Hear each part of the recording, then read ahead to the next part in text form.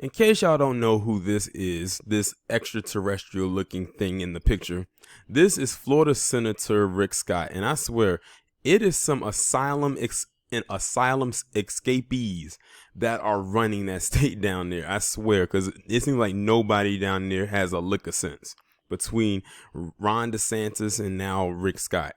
So Rick Scott, in case y'all have not heard, and he's not the only one who has echoed this, but I think he's one of the more ones that's more blatant with this.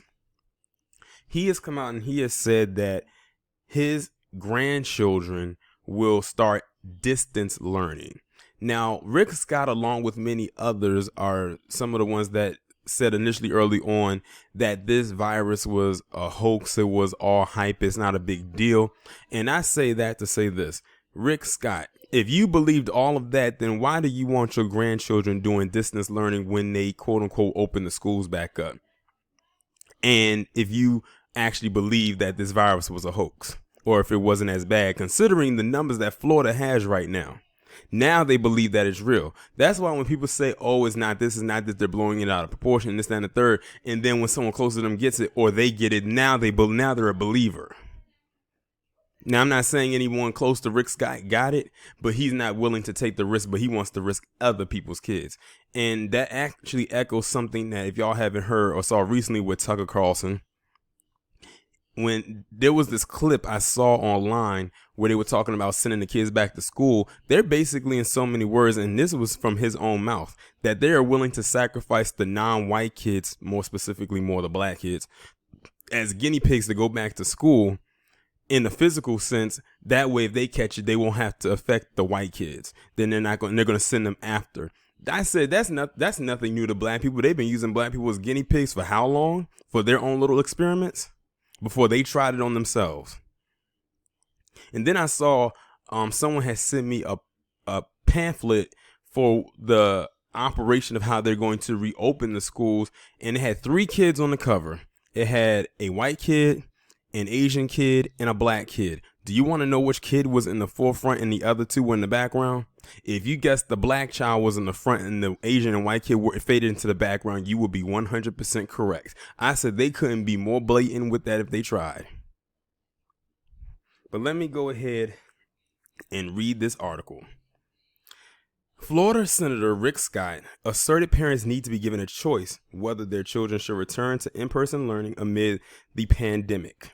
His grandchildren, Scott said Tuesday, will be distance learning in the meantime to ensure their safety. Now, here's the thing. They're even trying. Now, it's funny he says that because in some places they are trying to make it damn near, in so many words, a requirement that the kids go back to school. Because, see, they need the kids back in school because the schools actually help the flow of the economy as well.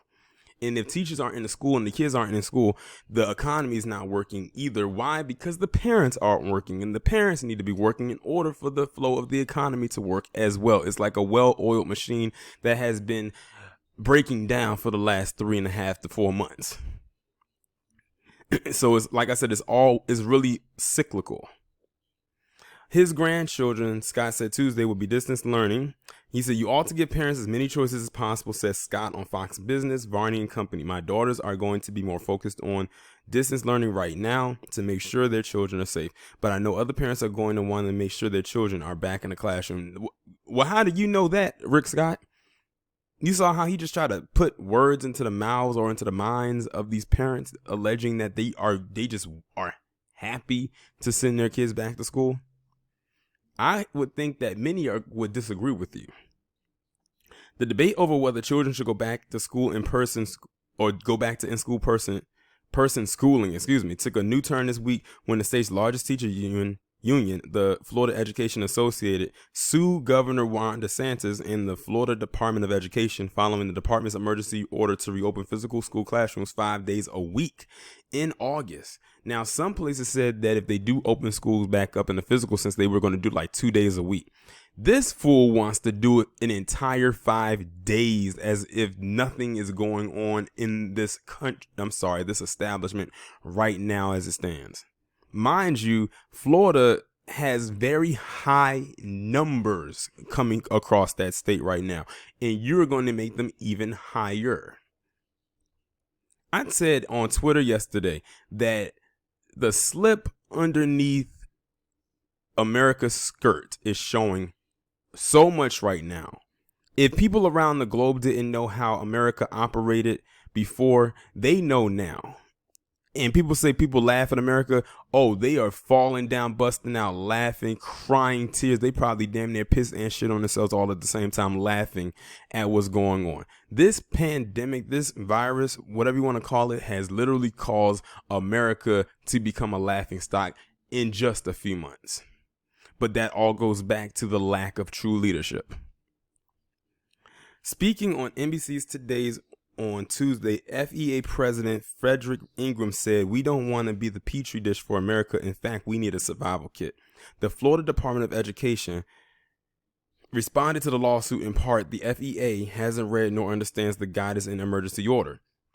This executive order did not order any new directives regarding the requirements of schools to be open. It simply created new innovative options for families to have the choice to decide what works best for the health and safety of their student and family. Additionally, the order created guaranteed funding for districts and schools to educate innovatively, as long as they continue to provide all students, especially at-risk students, with a world-class education, no matter what option they choose. School districts across Florida, including the Tampa Bay area, have decided to delay the official start of school.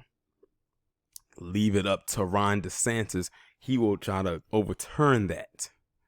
Because, see, he's only doing the marching orders of 45. And even now, 45 is saying people need to wear a mask. But, you know, it's always some kind of small talk or little whatever's that's inserted somewhere in there whenever he makes his little small talk, you know, and all the goofiness that comes out of his mouth. But they're seeing it now. They are seeing it for what it is now.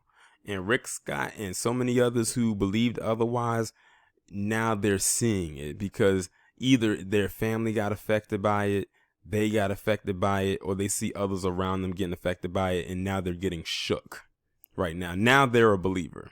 Now they believe that this thing is real. Now, a lot of people say, oh, the numbers are overinflated. They're trying to do this and they're trying to do that. They could very well possibly do that. But does that take away the fact that people have actually died from this?